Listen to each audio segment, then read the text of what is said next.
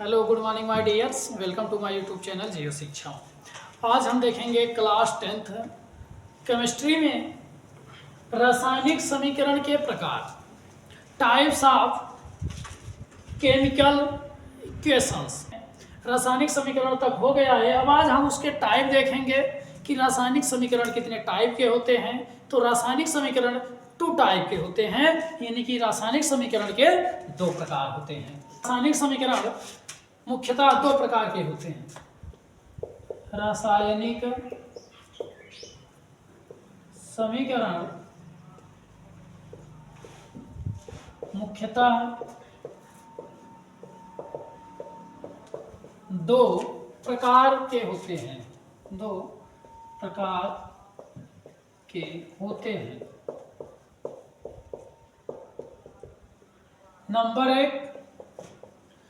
Number एक असंतुलित रासायनिक समीकरण। नंबर 1 क्या होता है? असंतुलित रासायनिक समीकरण। असंतुलित रासायनिक समीकरण। असंतुलित रासायनिक समीकरण, अनबैलेंस्ड केमिकल इक्वेशन। देखो, जो असंतुलित रासायनिक समीकरण है इसको हम एक नाम से और जानते हैं, ढांचा रासायनिक समीकरण। ढांचा रासायनिक समीकरण, या फिर इसी को हम कंकाली भी बोलते हैं। कंकाली रासायनिक समीकरण। इसको हम और किस नाम से जानते हैं? चाहे पेपर में पूछा जाए असंतुलित रासायनिक समीकरण, चाहे ढांचा रासायनिक समीकरण, या फिर कंकाली रासायनिक समीकरण के बारे में पूछा जाए, तो तीनों की परिभाषा क्या होती है? सेम होती है। तो असंतुलित होता क्या है? जैसे लोग क्या करते हैं, घर बनाने के लिए पहले परिभाषा लिख लो, इसके बाद बताते हैं। असंतुलित रासायनिक समीकरण वह रासायनिक समीकरण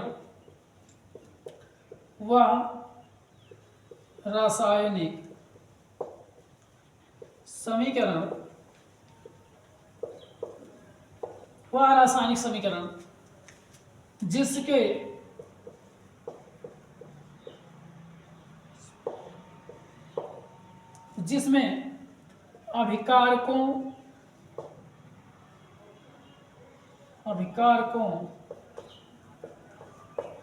तथा उत्पादों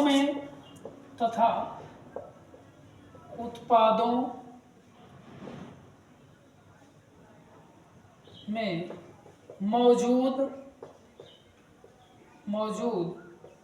परमाणुओं की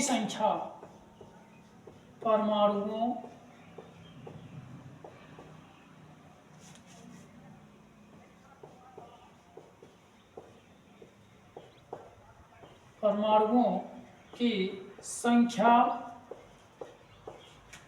आपस में बराबर नहीं होती हैं, उसे असंतुलित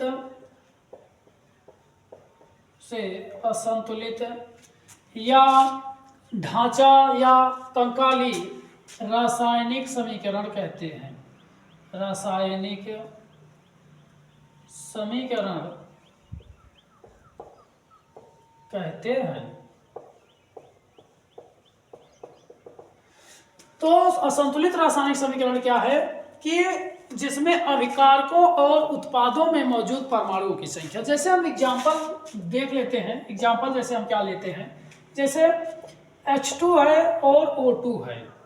ऑक्सीजन और हाइड्रोजन आपस में मिलते हैं तो क्या बनाते हैं? H2O ना, H2O बनाते हैं। ये हमारा क्या होता है? अभिकारक होता है। और ये जो नया प्रोडक्ट बनता है इसको हम उत्पाद बोलते हैं। हमको पता है कि एरो के पहले जो ये एरो दिखता है, एरो दिखाया जाता है, ये अभिक्रिया को दिखाता है, यानी अभिकारक और उत्पाद के बीच अभिकारक और उत्पाद के बीच जो रिएक्शन होता है उसी को कौन दिखाता है, ये तीर दिखाता है, एरो दिखाता है। तो ये अभिकारक और ये उत्पाद। तो असंतुलित में क्या होता है कि जब रासायनिक अभिक्रिया में मौजूद अभिकारकों यानी अभिकारक में जो परमाणु उपस्थित हैं, उत्पाद में जो परमाणु उपस्थित हैं, जब इनकी मात्रा अगर बराबर दोनों तरफ नहीं है उसी को हम असंतुलित रासायनिक समीकरण बोलते हैं। देखो जैसे हाइड्रोजन इधर 2 हुआ, इधर 2, ये तो सेम है, लेकिन इधर ऑक्सीजन 2 है और इधर 1 है, इधर 1, तो ये संतुलित नहीं है, बराबर नहीं है। देखो तो कब बराबर होता है, जैसे एक आपका होता है कार्बन प्लस ऑक्सीजन, ये बनाता है CO2। देखो कार्बन 1 कार्बन 1, ऑक्सीजन 2 ऑक्सीजन 2, तो इधर जितने परमाणु लिए गए हैं उत्पाद में भी सेम उतने ही परमाणु उपस्थित हैं, तो इसको हम क्या बोलेंगे, संतुलित रासायनिक समीकरण। जबकि हम पढ़ क्या रहे हैं, असंतुलित रासायनिक समीकरण।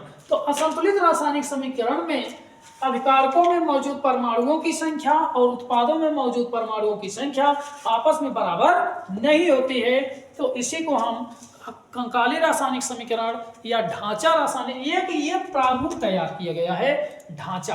जैसे घर बनाना होता है तो लोग पहले क्या करते हैं कि उसका नक्शा बनाते हैं, नक्शा तैयार करते हैं, ढांचा तैयार करते हैं कि हमको ऐसे ऐसे बनाना है, तब उसको क्या करते हैं, अस्थायी कर देते हैं यानी संतुलित कर देते हैं।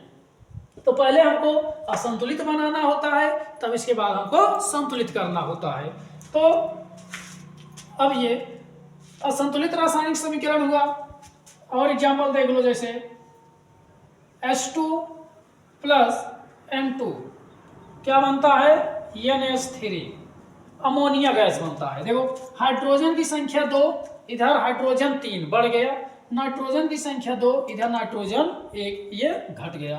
तो मतलब जितना इधर है उतना इधर नहीं है। तो अगर दोनों साइड सेम होता परमाणुओं की संख्या तो वही हमारा क्या होता, संतुलित। जबकि नहीं है बराबर तो ये क्या हो जाएगा, असंतुलित। जैसे Al प्लस O2 क्या बनता है, Al2O3। अब कहोगी कैसे घट बढ़ रहा है, तो ये बैलेंस होता है, सब बताया जाएगा, केवल आप रेगुलरिटी बनाए रखिए। तो एल्यूमिनियम जब ऑक्सीजन से क्रिया करता है तो एल्यूमिनियम ऑक्साइड का निर्माण करता है।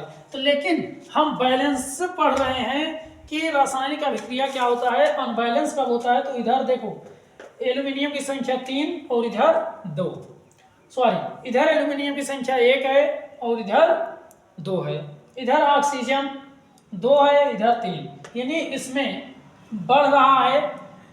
अभिकारक में जो परमाणु लिए गए हैं उत्पाद में परमाणुओं की संख्या उससे बढ़ रही है, यानी कि इसमें घोटाला हुआ है। तो यहाँ घोटाला कर दिया गया है कि बढ़ा दिया गया है। तो और हम एग्जांपल जैसे ले लेते हैं, से फेरस हो गया प्लस Cl2 हो गया, FeCl3 या FeCl2 भी बनता है। तो ये फेरस 1 सहित क्लोरीन 2, इधर क्लोरीन 3 हो गया। तो यहाँ पर क्या हुआ कि क्लोरीन क्या है, अनबैलेंस है। तो ये रहा असंतुलित रासायनिक समीकरण। तो जो रासायनिक समीकरण होते हैं इनके 2 प्रकार, नंबर 1 क्या है, असंतुलित, जिसको हम ढांचा या कंकाली भी बोलते हैं। तो वह रासायनिक समीकरण जिसमें अभिकारकों में मौजूद परमाणुओं की संख्या तथा उत्पादों में मौजूद परमाणुओं की संख्या आपस में बराबर नहीं होते हैं, उसे हम असंतुलित रासायनिक समीकरण कहते हैं। तो आई होप आप समझ गए होंगे। तो अब आप इसका स्क्रीनशॉट ले लीजिए।